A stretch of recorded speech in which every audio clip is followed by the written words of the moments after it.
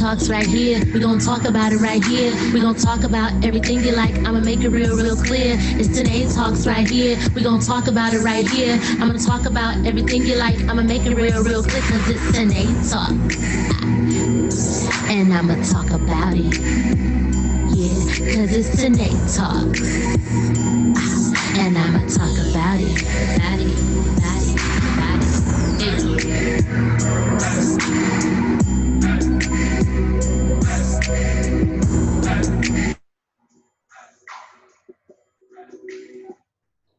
And welcome to this special episode of Tynee Talks. Remember, Tynee Talks and you listen. Tynee Talks is the podcast that educates and entertains. Today, I have an episode that hopefully educates you more than entertains you, as I'll be talking about Black women's health, specifically Pap smears, Leep procedures, and cervical cancer, and any questions, anything related to Black women's health that will keep her alive.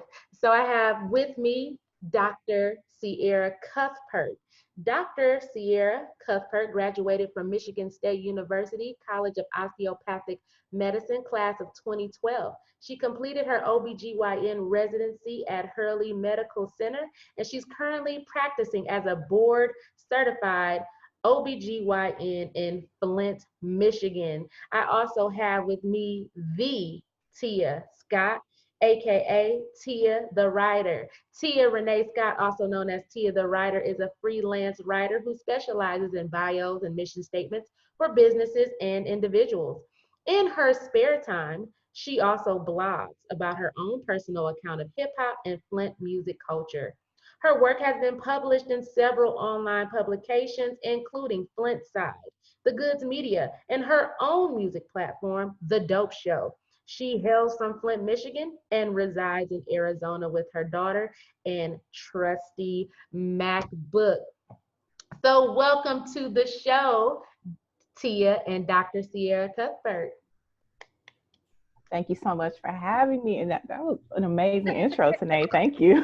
Yes, thank you so much. You guys, thank you so much for being here today. I can show you, I wore my Made in Flint shirt since we all were made and developed in Flint, Michigan. Yes. So welcome to the show. How y'all feeling? Pretty good. Nice Saturday. Yeah. It's a nice look. Great. You feel great. Y'all look great. Oh, thank you. Thank you. So do you. Thank you. Black don't crack. Right. Y'all looking real youthful, like you take care of yourself. Trying to. Wonderful. So today's episode was sparked because Tia shared her story about her cervical cancer scare. And in the same week that she shared her story, I also realized that I had a cervical cancer scare where my Black OBGYN recommended that I have surgery to remove some precancerous cells. And so we have with us the phenomenal Black woman obstetrician gynecologist. If you didn't know what OBGYN meant, that's what it meant. People don't be knowing these, what is it? The acronyms. They don't know what it means. So we got Dr. Sierra Cuthbert here because she works in a city or an area that she predominantly serves African-American women to make sure that our health is on point and that we don't die out here Yes. with these health disparities. So I'm going to play a little snippet really quickly of Tia. Sorry, technical difficulties. And if you notice how many times. Wrong clip. Okay, here we go. And if you notice how many times I use the word decide in this post. Okay, no. Sorry.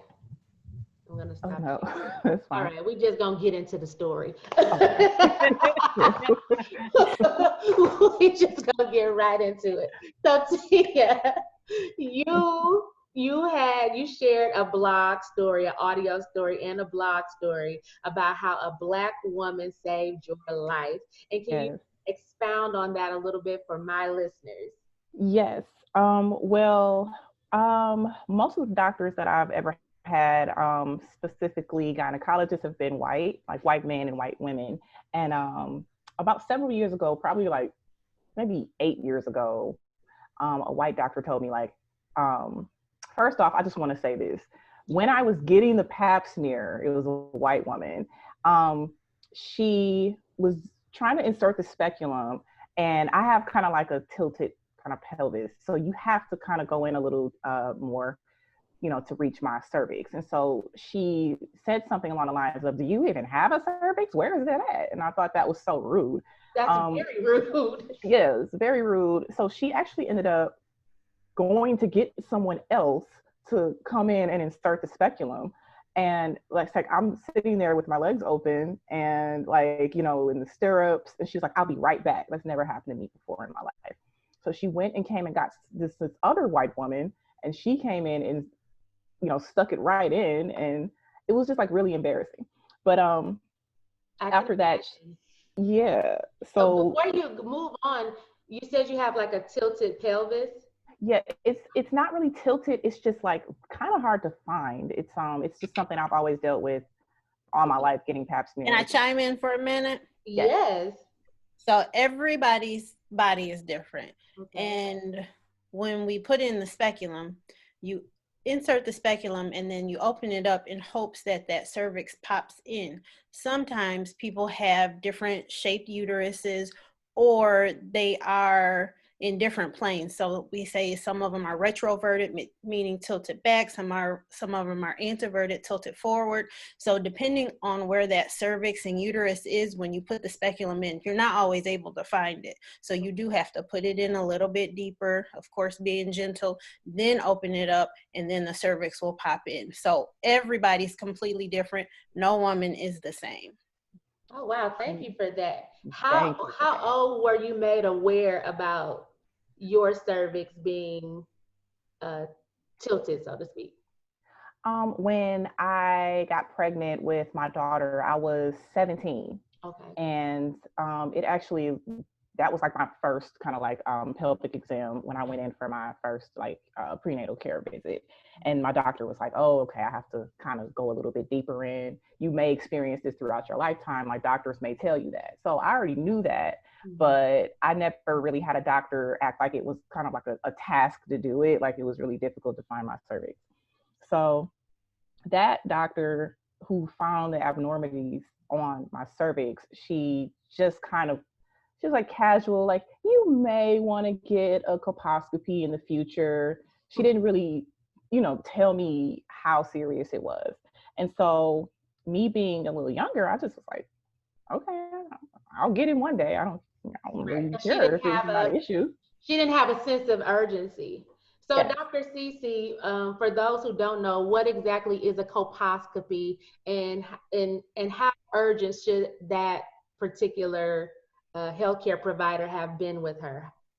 So the past couple of years, our standards of when we do colposcopies have changed. So I'm gonna go back to the Pap smear. The Pap smear, when we do the Pap smear, we go ahead, insert the speculum, look at your cervix, and we use that little brush. What that brush does is get microscopic cells off your cervix. We send it to the pathologist, and then the pathologist reads it to us. They tell us if it's normal, atypical abnormality, a low-grade abnormality, high-grade abnormality, precancerous, or cancer. They can tell that from the Pap smear. So when we get those reports back, now most of the time the reports, if you're over the age of 30 or have atypical abnormality, the reports also have that HPV or human papilloma virus attached to it. You guys know what that is? Yes. Oh, can you explain it to the listeners who may not know? They may have heard it or seen it, but don't quite understand it. Yep. So human papilloma virus, or HPV, actually causes over 90% of cervical cancer. It also causes throat cancer, penile cancer as well. But if you have a Pap smear abnormality, plus one of the high-risk HPV viruses, then you should definitely get a colposcopy. Now, if you have a negative Pap smear, negative HPV, no, you don't need a colposcopy, but there's different stages. Like I said, that atypical abnormality, low-grade abnormality, high-grade abnormality, precancerous or cancer. So it depends on what your abnormality is at that time, and it goes by your age if you need a colposcopy. The colposcopy is me getting a deeper look into what actually is going on in that cervix. We actually use a big old microscope. When we insert the speculum, we see your cervix. We use this big old microscope where we look at the cervix. I stain it with two types of solutions. One of them is a vinegar type solution called acetic acid. So I put that on your cervix. Once I look at it through the microscope, if I see anything abnormal, meaning if something turns white, it's some vessels that pop up that weren't there before, I know that's the spot I need to look at. Then I use another darker solution. It's called Lugols. It's kind of like an iodine solution, but then I put that on your cervix as well. Look back under my microscope, and if anything does not stain that deep dark brown color, I know something wrong. And so with the colposcopy, which is actually the biopsy part, I can biopsy a bigger piece of your cervix, maybe like, it's not even a half an inch. It could be a half an inch or a little bit more of your cervix. So that way, instead of the microscopic cells from Pap smear, I have a bigger piece of your cervix that I send to the pathologist so the pathologist can look at it under the microscope. Wow. Yeah. That's so, thank you. Process. Good, we needed to know, girl. Because maybe it's the timing, it's not explained in such detail. The only OBGYN that all my patients get that explanation. So that's why I'm just able to spur it out, because I tell them exactly that. You said that like, go to the store and get this grocery list. She knows what she's talking about. So if you're in the area or Genesee County area, y'all need to go see Dr. CC. I know she might have a wait list. What insurance you take? All of them. Okay, she take all the insurance. Holler at your girl. Medicaid, Blue Cross Blue Shield, Health Plus, whatever you got. Genesee Health Plan, everything. She takes everything. So I've only had one OBGYN in my lifetime that was as transparent and so and educational like you, and that was Dr. Maddie Scott Phillips. And I love her. I love her. And when people ask me for a recommendation, I say Dr. Maddie Scott Phillips or Dr. Sierra Cuthbert in the Flint, Genesee County area, because you treat every patient not like a nail salon, like I got to hurry up and get you out of here and go to my next patient. You don't treat patients like that. You really take time to educate, and that's what people need so that they can make better healthcare decisions. Mm-hmm. So back with Tia. So then you had this rude experience. So then what happens? So then I just went along my life. And when I got to Arizona, and at my big age now, I'm 38, this happened. Oh, thank you. Not at all. Thank you. I just kind of changed my disposition when I got to Arizona. I said, I want a Black dentist. I want a Black doctor. I want a Black female doctor. I want a Black female therapist. Yeah, like I'm all, like everything, and not even to be like, discriminatory. I'm not that. It's just I wanted my healthcare providers to really understand me and my concerns. Mm-hmm. So I ended up finding, I went on ZocDoc. It's like a app that you can like find doctors in your area. And I found this Black woman doctor named Dr. Jennifer Muhammad. And I went to her, and my first woman care visit, that's when she found the abnormal cells. And she was like, have you ever had an abnormal Pap smear? And I said, yeah, this was years ago. It was no big deal. And she put it to me like, no, it's a very big deal, especially with you being your age and having an abnormal Pap smear before. And so she referred me to another doctor that could do the colposcopy, because she couldn't do it in her office. That doctor was a woman of color. She's a Mediterranean woman, super sweet and about her business. I went and got the colposcopy, which you had one before, right, Tynee? Yes.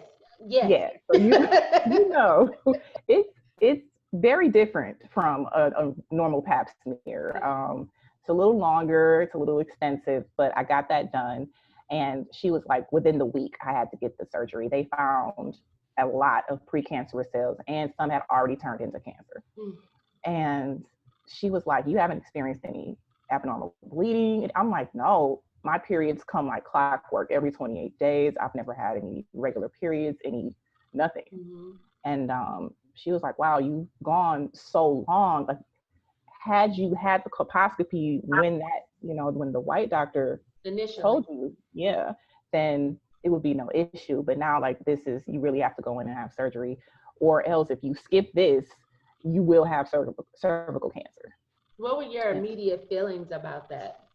It didn't feel real. Yeah. Because I didn't have any symptoms. I'm super healthy. I really take care of myself. And I was like, this is nothing kind of pinpointed that something would be wrong, especially down there. So it didn't feel real. I couldn't get scared or anxious. It just felt like surreal. And so similar to Tia, Dr. Sierra asked the question earlier about, have we ever had an abnormal read before? So previously, just like Tia, I went to an OBGYN where I had an abnormal read, but that's pretty much where I want to say pretty much left that. She said, she used these words, you might have HPV. She said might. She said you might have HPV. And so at the time I was 30 years old. So she said, well, let me go see if you can get this vaccine. So she said, well, you past the age of the vaccine, it only goes to 29. But I'm going to give it to you anyway. Right?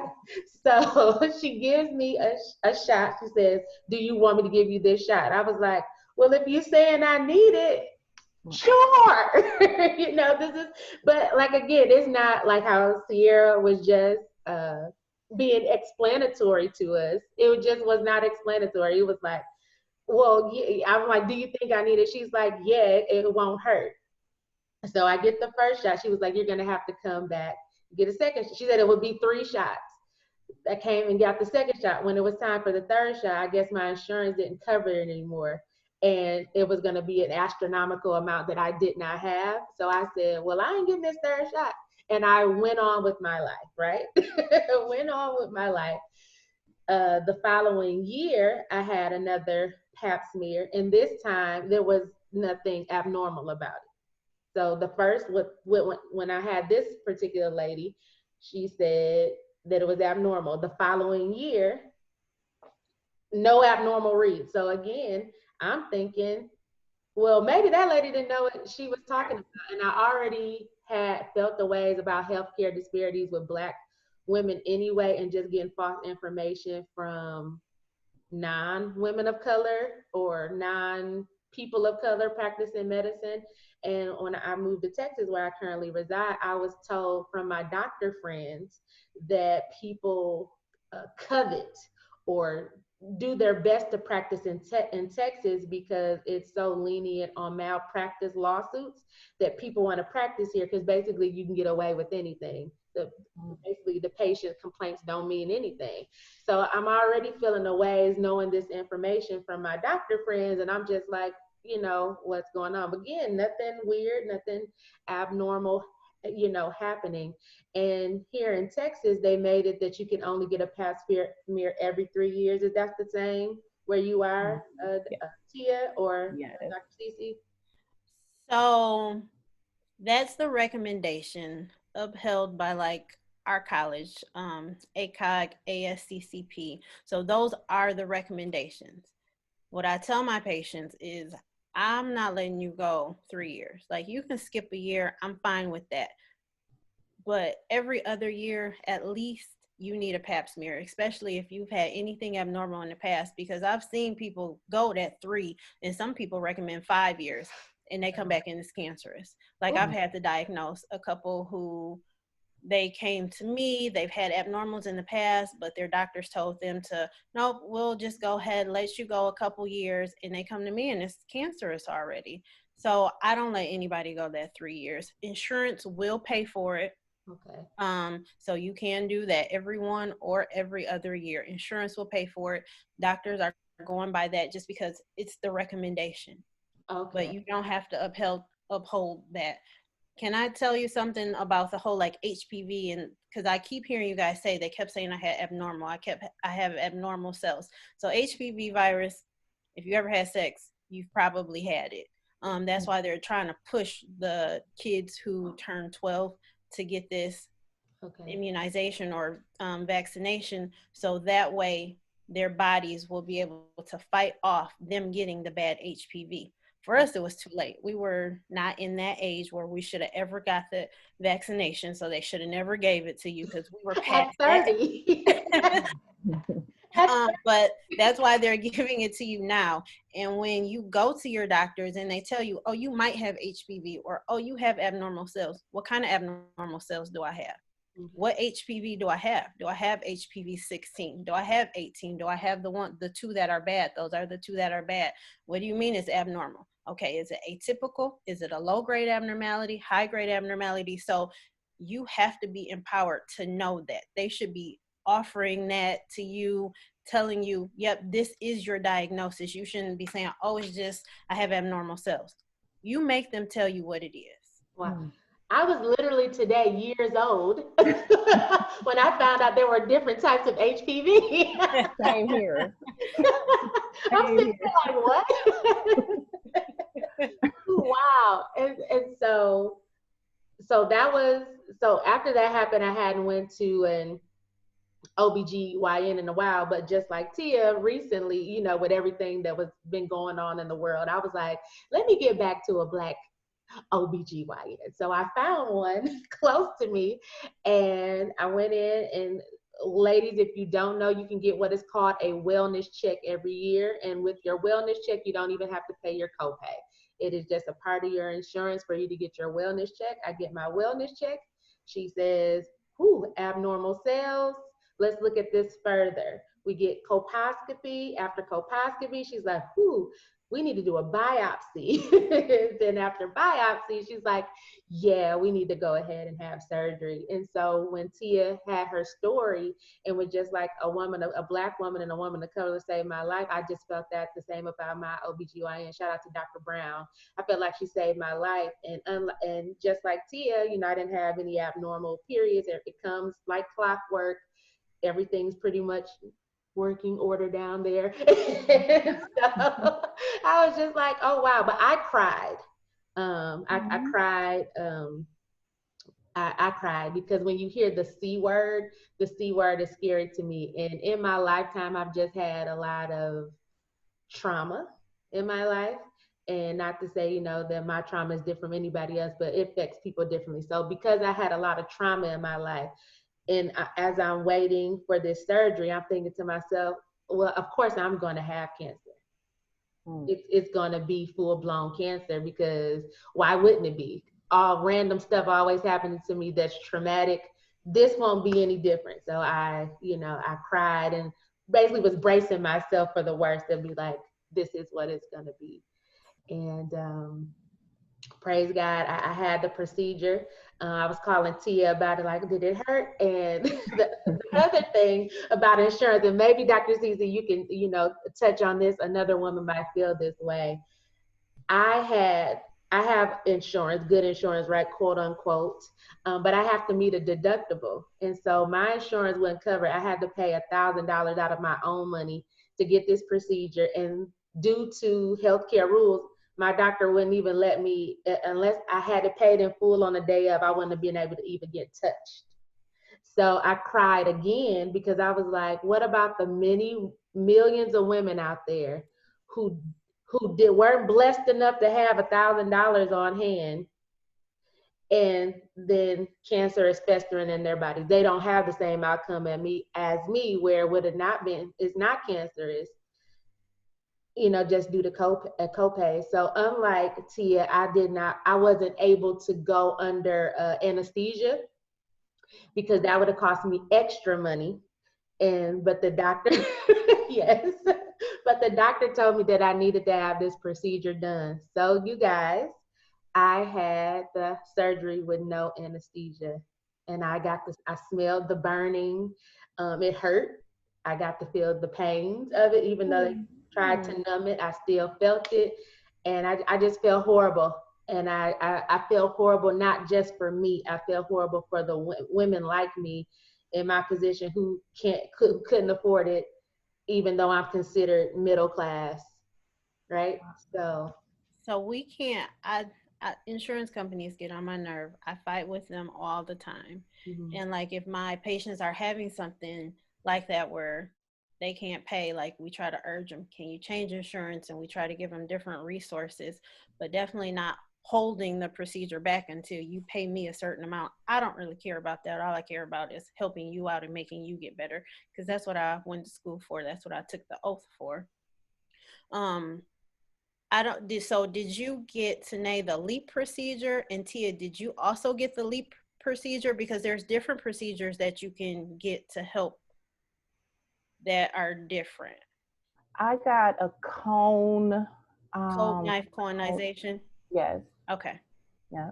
And then Tynee, you got? I got the Leep. Okay. So the two different treatments when you have an abnormal cell, because like the colposcopy, we still get a little bit bigger chunk, but then we go on to possible treatment and more of an extensive diagnosis. And that's in the form of the cold knife colonization or the Leep procedure. The Leep procedure is just a loop electrosurgical excision procedure. That's the big old name for it. But the cold knife cone, they're both different. Cold knife cone is where we actually put you under anesthesia. You go to sleep. We dye your cervix again with that really brown dye so that we can see if anything is abnormal. And then we literally cut a cone-shaped piece out of your cervix with a knife. And then that piece, we send it to pathology, see what's going on. The Leep procedure can be done in the office. Most people will say that it's painful no matter how you numb it up or whatever you try to do, but it can be done as an in-office procedure, which is less costly, and most insurances like to pay for that. But you actually take a little loop wire, that loop wire heats up, you go and you take a chunk of that cervix. It normally looks like a square piece of the cervix, but you go in and you take that piece out of the cervix, of course, send it to pathology. Now, the good thing about both of the procedures, when you take out those abnormal cells, hopefully when your cervix starts to heal and regrow, you regrow new cells that are not cancerous, that don't have that HPV virus in it. So it's a treatment and another diagnostic, because that big old piece we take out, the pathologist can say, look, it's just this high-grade abnormality, nothing to worry about, or it's actually cancer. Wow. I've learned so much today. I'm literally like blown away. But I'm on Zoom and I didn't upgrade. So we got a few more minutes to close this wonderful talk out. We're gonna have to do a part 2 because there's so much more. So much more to talk about. Say something really quick. I'm sorry. No, go ahead. We got a little bit of time. As far as insurance, I'm a freelance writer. I don't have like a 9 to 5. So I have state insurance. I have like Medicaid. And so I was afraid that, when she said, oh, we have to have surgery like this week, I'm like, I don't have good insurance at all. She's like, no, it pays for everything. And I'm like, everything? She's like, everything. So, and that was my issue when I was in Flint. I figured since I was on Medicaid also in Flint, that I wouldn't be able to have anything done, as far as surgery. But no, that wasn't the case. And so I just want people out there that do have kind of like lower insurances, you can still get taken care of. They can still pay for these things. Like, don't be scared.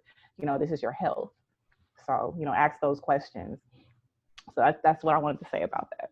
I'm so glad you said that, Tia. I want the world to know Medicaid is belittled as if it's the ghetto of insurances, but the gag is it's really top-notch insurance. Yeah, they will pay for everything. Like I'm fine with people having medications. Yeah. I know they're gonna pay for it. Everything gonna get paid for. It's gonna get paid for. And so before we close out this phenomenal talk, I want you ladies, to give my listeners a takeaway moving forward, based on what we discussed today.